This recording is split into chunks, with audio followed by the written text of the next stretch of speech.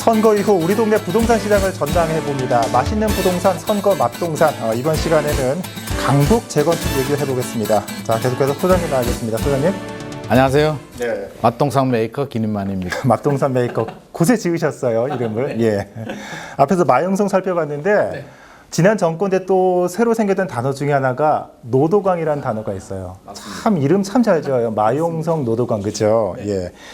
지난 4년간 다른 지역에 비해서 좀 노원구, 특히 노원구가 다른 지역에 비해서 부동산 가격이 많이 올랐지 않습니까? 네. 원인이 어디 있다고 볼 수 있을까요? 어떻게 보면 문재인 정부 5년 동안에 가장 많이 올랐는 지역을 꼽으라고 한다면 노원구인 것 같습니다. 왜 이렇게 많이 올랐냐고 한다면 일단 저평가를 좀 제가 첫 번째 원인으로 꼽고 싶은데요.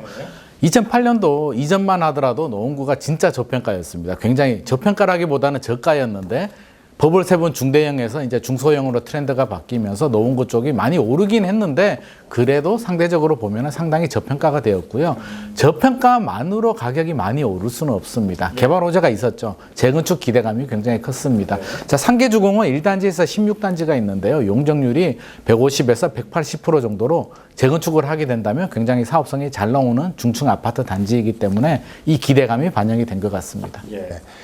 자, 이 선거 이후 민선 8기에도 이 노원구의 현재 진행형인 좀 대규모 개발 사업들이 있지 않습니까? 뭐 교통도 있고 어떤 것들이 있을까요? 교통 개발 호재도 있고요. 그 지역 개발 호재도 있고요. 재건축 개발 호재도 있는데 교통을 본다면 요즘 골드라인이죠. 뉴스 보면 대통령 공약에도 이제 단골 메뉴로 등장하는 GTX, GTX-C가 들어오고요. 지역 개발 호재라고 한다면 우리 양질의 일자리 이야기했잖아요. 양질의 일자리가 부족하다. 노원구도 양질의 일자리가 부족해서 베드타운처럼 그 부분이 가장 단점이고 아쉬웠는데 창동 기지창역을 그렇게 비즈니스타운으로 개발한다는 프로젝트가 있습니다. 이게 제대로 진행이 된다면 양질의 일자리 문제도 상당히 도움이 될 것 같고요. 세 번째는 재건축 기대감 역시. 그래서 지금 재건축이 핫 이슈잖아요. 서울은 개발이 완성된 도시이기 때문에 재건축 재개발이 아니면 새 아파트 공급이 어려운데 바로 노원구가 1단지에서 16단지까지가 모두 다 재건축 기대단지이기 때문에 이 모든 것이 반영이 되면서 큰 상승을 기록한 것 같습니다. 지금도 말씀해 주셨지만 이 노원구의 재건축 이슈가 굉장히 뜨겁지 않습니까? 특히나 좀 윤석열 정부 오세훈 시장도 좀 부동산 시장의 규제 완화를 내세웠고 어떻습니까? 이런 것들이 좀 뭐 직접적으로 영향을 미칠까요? 뭐 정밀 진단 완화도 있고 무슨 뭐 재건축 초과이익 환수제 완화 등도 있는데 노원구에 좀 호재로 작용되는 겁니까? 호재로 작용될 수 있습니다. 우리가 정비 사업 같은 경우에 재건축도 그렇고요, 재개발도 그렇고요. 재건축 기준에서 말씀드리면 각 단계가 있거든요. 추진위도 있어야 되고요, 안전진단도 받아야 되고요, 조합 설립, 건축 심의, 사업 시행 계획인가, 관리 처분 계획인가 각 단계를 밟아야 되는데 그 단계별로 서울시와 구청의 역할이 굉장히 중요하고요. 규제만 보더라도 안전진단, 가장 초기에 시작되는 안전진단에서 지금 문이 막혀 있거든요. 이거는 국토부 정부가 풀어줘야 되는 부분인데 문재인 정부에서 꼭꼭 묶었기 때문에 윤석열 정부에서 풀어준다라고 지금 이야기를 나오고 있기 때문에 적어도 안전진단의 문턱은 넘어야 재건축이 진행되기 때문에 굉장히 중요하고요. 마지막 단계에서는 초과이익 환수가 기다리고 있습니다.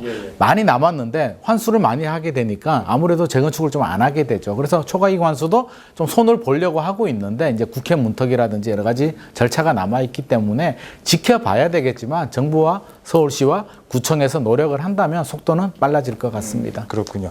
자, 그런데 이 노원뿐만 아니라 다른 자치구들 뭐 후보들의 공약을 살펴보면은 재개발 재건축에 속도를 내게 하겠다, 이런 공약들이 많았거든요. 네. 그런데 이 재개발 재건축에 구청장이 할 수 있는 일이 뭐가 있을까 궁금해하시는 분들도 많으실 것 같은데 어떻습니까? 이런 정비 사업에 구청장의 어떤 역할이 중요한 겁니까? 구청장의 역할이 굉장히 중요합니다. 재건축, 재개발, 정비 사업 같은 경우는 단계가 있거든요. 각 단계별로 뭐 조합도 인가를 받아야 되고요. 추진위도 승인을 받아야 되고 관리 처분, 사업 시행 계획인가 이렇게 인가를 받아야 되는데 구청장이 인가권을 가지고 있기 때문에 물론 단독으로 처리하지는 않겠지만 굉장히 중요한 역할을 가지고 있습니다. 그래서 민선 8기 어떤 구청장이 되느냐가 굉장히 중요하고요. 지금 부동산의 이슈가 공급이잖아요. 서울 같은 경우는 재건축, 재개발, 정비 사업이 아니면 새로운 아파트 공급 물량이 나오지 않기 때문에 아마 민선 시장들도 공급을 늘리기 위해서 좀 더 적극적으로 규제 완화에 나설 것 같습니다.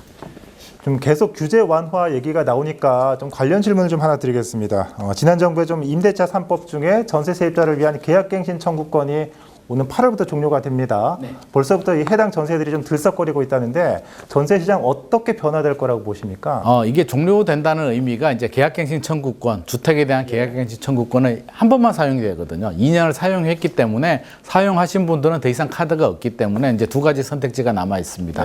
다른 집을 찾아 나가거나 아니면 올려주거나 두 가지 선택지가 있는데 다른 집을 가더라도 이미 가격은 이렇게 많이 올라가 있어서 사실 선택지가 많이 없어요. 그래서 지금 전세 문제 8월 이후 지금부터도 시작되고 있습니다. 이미 몇 달 안 남았잖아요. 그래서 지금부터 얼마를 올려줘야 되느냐 계약을 하고 있는 상황이기 때문에 전세 시장은 불안해질 수밖에 없고요. 전세 시장이 불안해지고 전세 가격이 올라가면 매매 가격을 밀어 올리는 역할을 하기 때문에 굉장히 예의주시해야 되고요. 이 전세 시장을 어떻게 안정화시키느냐가 또 새로운 민선 8기 서울시장과 지자체장의 숙제가 될 것 같습니다.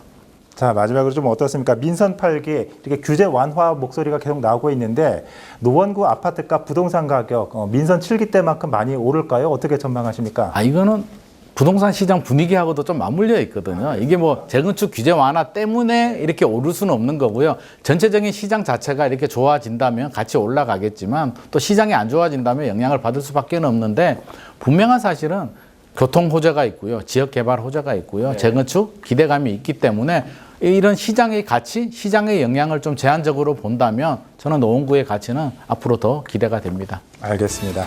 자, 지금까지 선거 맛동산, 선거 이후 노원구 재건축 시장 전망해 봤습니다. 다시 좀 개표 상황을 살펴보고요. 다음 선거 맛동산은 부동산 불패, 강남권을 짚어보도록 하겠습니다.